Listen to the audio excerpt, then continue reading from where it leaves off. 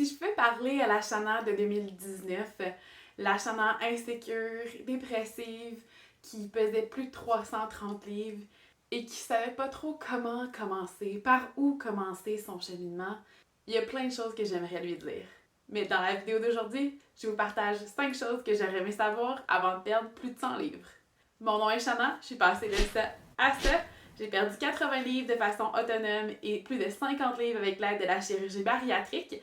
J'ai créé cette chaîne pour pouvoir partager mes trucs, mes astuces, mes recettes et mon expérience pour que toi aussi tu aies du succès dans ton processus de perte de poids. Et qu'ensemble, on se motive et on reste motivé.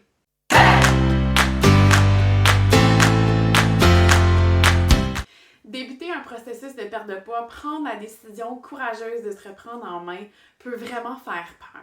Ça peut être une étape difficile et souvent on n'a pas les outils pour pouvoir bien commencer. J'ai perdu 135 livres dans les derniers 18 mois et il y a 5 choses que j'aurais aimé savoir avant de débuter. La première des choses que j'aurais aimé savoir, c'est que la balance, le pèse-personne, n'est pas la seule façon de mesurer son progrès.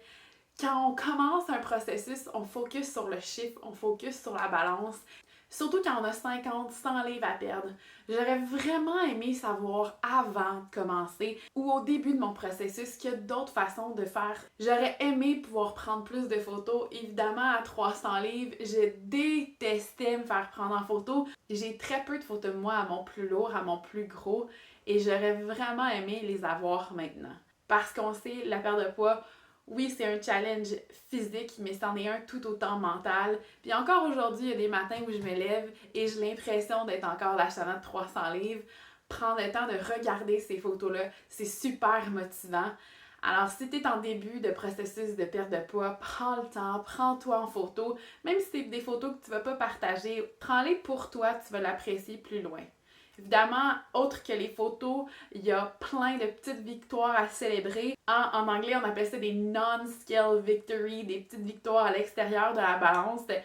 C'est important d'en avoir, puis c'est important de les souligner. Si tu veux connaître les miennes pour te donner des idées, j'ai fait une vidéo où je parle de mes 10 petites victoires à moi que j'ai célébrées.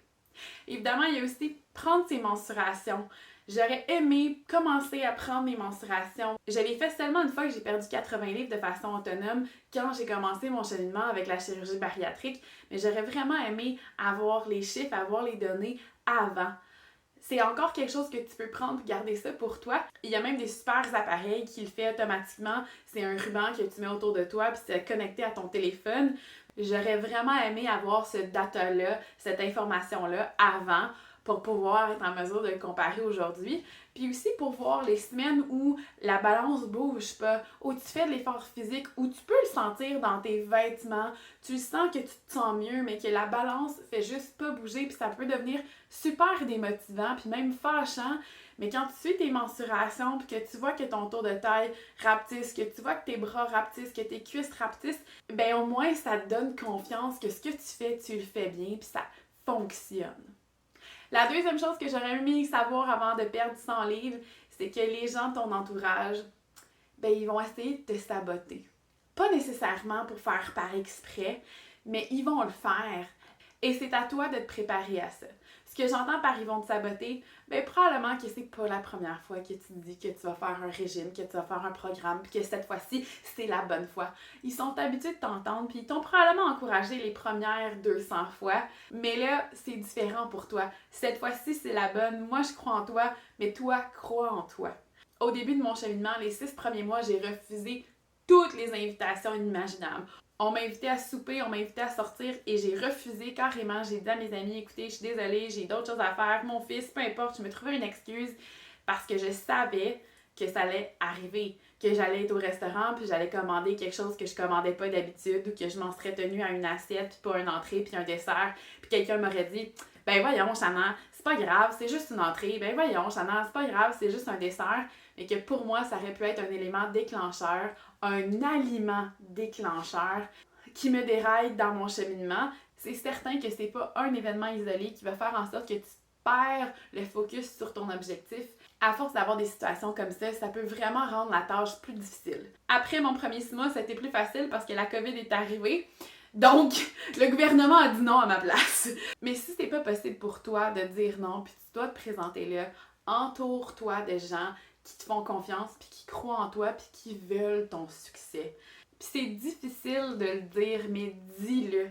Dis-le d'avance. Tu t'en vas souper chez tes parents, écris à ta mère, à ton père, « Hey, j'aurai pas une deuxième assiette. Non, je veux pas une deuxième assiette. » Prévois le coup, ça va donner un gros coup de main. Surtout, il faut pas leur en vouloir. C'est comme ça qu'ils sont habitués de te montrer qu'ils t'aiment.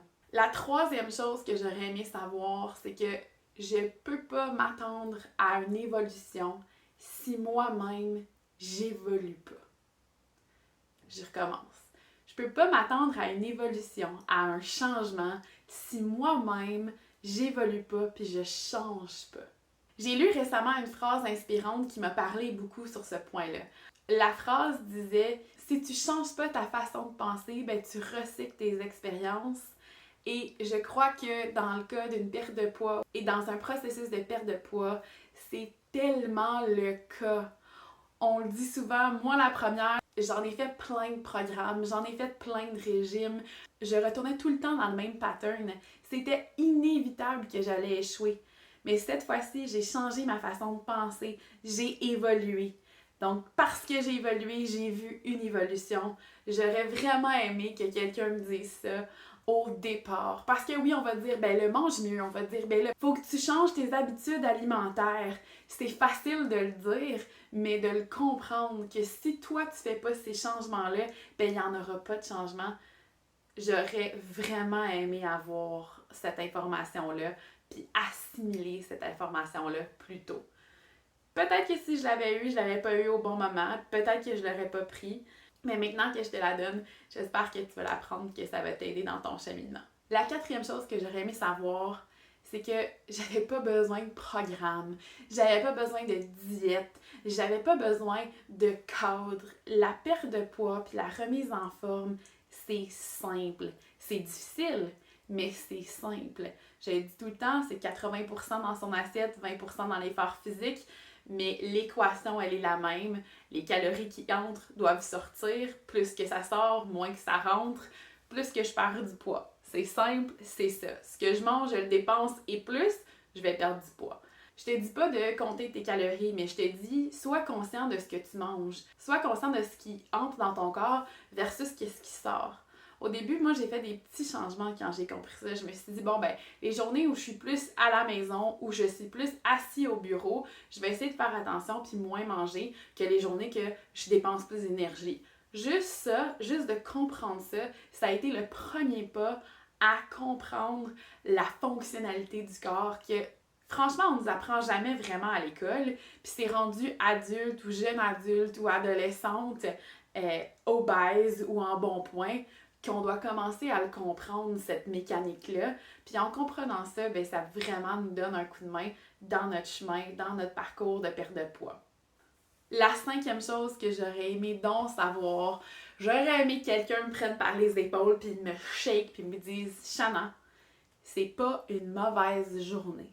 Ce n'est pas un mauvais repas qui va effacer tout le progrès que tu as fait. Je peux quasiment vous promettre que c'est pas un repas qui va tout défaire votre progrès. Ça se peut que le lendemain matin, tu montes sur la balance puis que tu as pris 3 livres. C'est pas 3 livres de gras, c'est probablement de la rétention d'eau, tu as probablement mangé salé. C'est pas un repas. Le nombre de fois que j'ai essayé quelque chose puis que, oups, j'ai tombé un peu en bas du bateau pour un repas, une soirée, un événement, et je me suis réveillée le lendemain matin au désarroi en me disant « Ben c'est ça, j'ai été parfaite pendant une semaine, parfaite pendant 2 semaines, j'ai tout défait ce que j'avais à faire, fait qu'à quoi bon continuer? » Ça m'est arrivé tellement souvent, mais c'est pas un repas, c'est pas une mauvaise journée qui va défaire des semaines, des mois de progrès. C'était ça les 5 choses que j'aurais aimé savoir avant de perdre plus de 100 livres. Si tu crois avoir trouvé de la valeur dans cette information, donne un like à la vidéo. N'oublie pas de t'abonner pour ne pas manquer aucun de mes trucs, astuces, recettes et conseils, parce qu'ensemble, on se motive et on reste motivé.